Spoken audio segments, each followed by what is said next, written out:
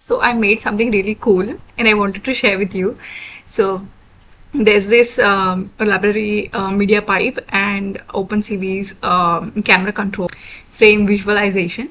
So using that, I have created this little script that can help me to recognize hand gestures and control YouTube Shorts. Here's what I mean.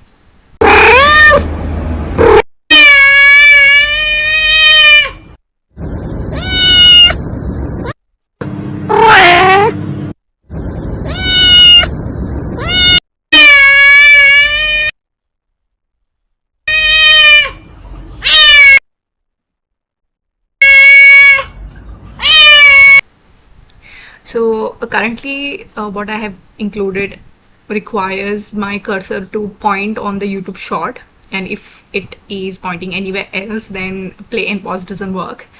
However, the swipe does work, but you have to be really in control of your swipe gestures. So I have been practicing a lot, so that's why it came out perfect.